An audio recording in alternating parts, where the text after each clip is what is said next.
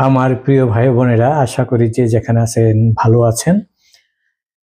আপনারা দেখতেই পাচ্ছেন ইউনূস সরকার একের পর এক আমাদের সার্বভৌমত্ব নষ্ট করে বিদেশিদের হাতে আমাদের বিভিন্ন জায়গা তুলে দিচ্ছেন। সর্বশেষ যে খবরটি হলো সেটা হলো আমাদের বৃহৎ সমুদ্র বন্দর চট্টগ্রাম সমুদ্র বন্দর সেটাও বিদেশিদের হাতে তুলে দেওয়া হচ্ছে, এবং এমন এক বিদেশিদের হাতে তুলে দেওয়া হচ্ছে যারা বিশ্বব্যাপী আগ্রাসন চালিয়ে যাচ্ছেন। তাদের কাছে তুলে দেওয়া হচ্ছে আমাদের এই সমুদ্র বন্দর, যেই সমুদ্র বন্দরকে বাংলাদেশের হৃৎপিণ্ড বলা হয়, কারণ এই সমুদ্র বন্দর দিয়ে কিন্তু বাংলাদেশের রপ্তানি আমদানি সবচাইতে বেশি হয়। আর এই সমুদ্র বন্দরকে বিদেশিদের হাতে তুলে দেওয়ার জন্য তোড়জোড় শুরু করেছেন এই অন্তর্বর্তীকালীন সরকার। এই সরকারের আমলেই আমরা জানতে পেরেছি যে আরাকানদের জন্য মানবিক করিডোরের নামে বাংলাদেশের একটি অংশ ব্যবহার করতে দেওয়া হবে। আসলে ঘটনাটি এর আড়ালে সত্য যে ঘটনাটি হলো সেটা হলো বাংলাদেশের একটি অংশ নিয়ে এবং ভারত এবং মায়ানমারের কিছু অংশ নিয়ে একটা খ্রিস্টান রাষ্ট্র গঠন করতে চাচ্ছে মার্কিন যুক্তরাষ্ট্র। আর তাদেরই সহযোগিতা করছে এই সরকার, এই ইউনূস গং সরকাররা। এখন আমাদের চট্টগ্রাম বন্দর একটা প্রতিষ্ঠানকে দেওয়ার নীতিগত সিদ্ধান্ত নিয়েছে। সেই প্রতিষ্ঠানটির নাম হলো ডিপি ওয়ার্ল্ড, দুবাই ভিত্তিক। এই প্রতিষ্ঠানটি পৃথিবীর বিভিন্ন সমুদ্র বন্দর পরিচালনা করে থাকেন, এবং এই প্রতিষ্ঠানটির একটি বিশেষ বৈশিষ্ট্য হলো এই প্রতিষ্ঠানটি হলো মার্কিন যুক্তরাষ্ট্রের নৌবাহিনীর একটি প্রতিষ্ঠান বলা চলে। তারা মার্কিন যুক্তরাষ্ট্রের নৌবাহিনীর হয়ে কাজ করে থাকেন।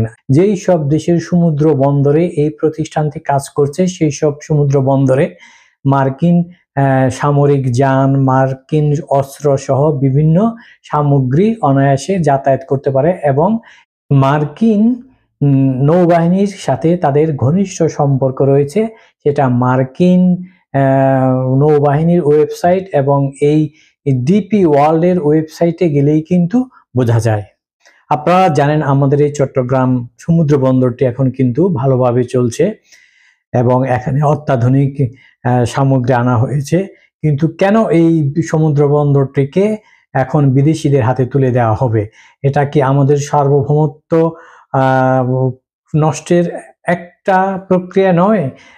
মার্কিন যুক্তরাষ্ট্র বহু বছর ধরেই চাচ্ছে তাদের সামরিক শক্তি বাড়ানোর জন্য, চায়না এবং ভারতকে ভয় ভীতিতে রাখার জন্য বাংলাদেশের কিছু জায়গা ব্যবহার করে সামরিক ঘাঁটি তৈরি করার জন্য। এজন্য তারা সেন্ট মার্টিন দ্বীপকে চেয়েছিল, এবং এই সেন্ট মার্টিন দ্বীপও কিন্তু আস্তে আস্তে মার্কিনীদের হাতে চলে যাবে, কারণ সেন্ট মার্টিন দ্বীপে কিন্তু আমাদের বাংলাদেশিরা এখন আর পর্যটনের জন্য যেতে পারছেন না। যেতে পারলেও বিভিন্ন রকমের বিধিনিষেধ দেওয়া হয়েছে। এই সরকার কিন্তু মার্কিন যুক্তরাষ্ট্রের একটি পুতুল মাত্র। মার্কিন যুক্তরাষ্ট্রের চক্রান্তেই কিন্তু এই সরকার ক্ষমতায় এসেছে, এবং মার্কিন যুক্তরাষ্ট্র যেভাবে যা চাচ্ছে সেই কাজই কিন্তু এই সরকার করে যাচ্ছে।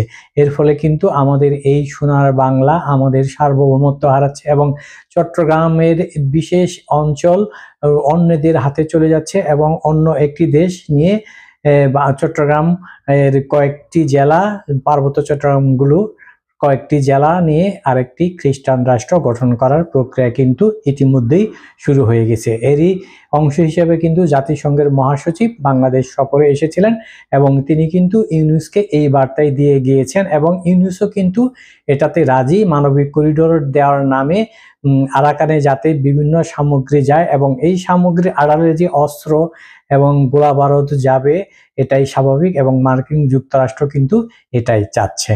এখন আমার প্রশ্ন হলো, এই সরকার এসেছে ক্ষমতায়, এটা একটি অন্তর্বর্তীকালীন সরকার। এই সরকারের উচিত শুধু নির্বাচন পরিচালনা করা, কিন্তু এই সরকার তা না করে বিশেষ অগ্রাধিকারের ভিত্তিতে আমাদের বন্দরগুলোকে, শুধু চট্টগ্রাম বন্দর নয়, আমাদের আরও যে সব বন্দর রয়েছে সেই সব বন্দরগুলোও কিন্তু বিদেশির হাতে তুলে দেওয়ার বন্দোবস্ত করছেন, এবং এটা ডক্টর ইউনূসের অগ্রাধিকারের ভিত্তিতে করা হচ্ছে। এবং এ সংক্রান্ত কিন্তু সংশ্লিষ্টদের সঙ্গে বৈঠকও করেছে ডক্টর ইউনূসের কর্মকর্তারা।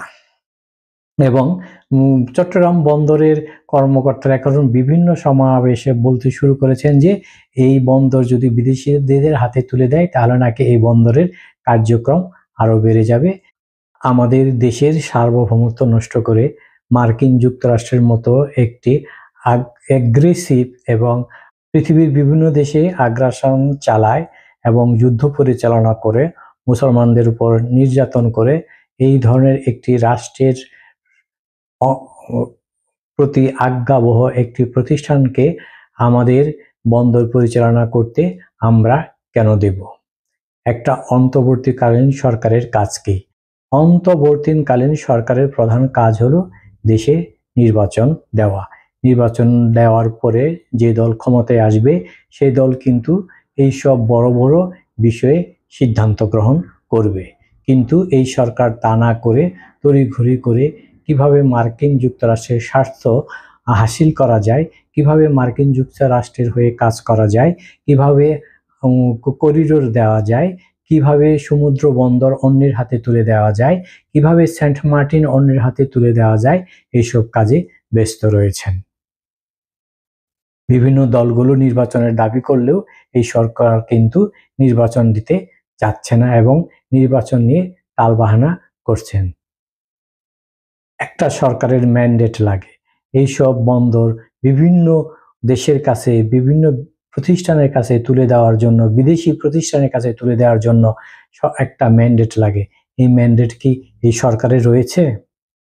আপনি গলাবাজি করে বলতে পারবেন হ্যাঁ এই সরকারকে সবাই চায়, এটা গলাবাজি, কিন্তু আইনগত কোনো ভিত্তি নেই। গলাবাজি এবং আইনগত ভিত্তি কিন্তু আলাদা বিষয়। এই বিষয়টাকে আমাদের সবাইকে মাথায় রাখতে হবে। সবার আগে আমাদের দেশ, তারপর দল, ব্যক্তি। আমাদের দেশই যদি অন্যের দখলে চলে যায়, আমাদের সার্বভৌমত্বই যদি বিনষ্ট হয়, তাহলে আমরা আমাদের দেশ নিয়ে কিভাবে গর্ব করতে পারবো? আমাদের দেশে আমরা কিভাবে স্বাধীনভাবে চলতে পারবো? আমাদের দেশে চাই না মার্কিন কোনো আগ্রাসন তৈরি হোক। আমরা চাই না আমাদের দেশের একটা অংশ নিয়ে খ্রিস্টান কোনো রাষ্ট্র পরিচালনা করা হোক। আমরা চাই আমাদের দেশের সার্বভৌমত্ব অটুট থাকুক। সুতরাং এই ইউনূস সরকারকে বলবো, আপনাদের যে কাজ, রুটিন যে কাজ, নির্বাচন দেওয়া, একটি সুষ্ঠু, অবাধ এবং গ্রহণযোগ্যমূলক নির্বাচন দিয়ে আপনারা জনগণের কাছে ম্যান্ডেট ছেড়ে দিন। পরবর্তীতে যে সরকার ক্ষমতায় আসবে সেই সব সরকারই এই বিষয়ে সিদ্ধান্ত গ্রহণ করবে। কারণ আপনার তো এদেশে কিছুই নেই, আপনি তো মার্কিন যুক্তরাষ্ট্রের সেবাদাস। আপনি এসব সিদ্ধান্ত নিয়ে মার্কিন যুক্তরাষ্ট্রে যে পালিয়ে যাবেন, এটা 100% সত্য। এটা আমি আপনাদের আজকে বলে দিতে পারলাম। যে কোনো সময় 5 বছর পর হোক, 4 বছর পর হোক, 3 বছর পর হোক, এই ইউনূসকে আপনারা আর এই দেশে খুঁজে পাবেন না।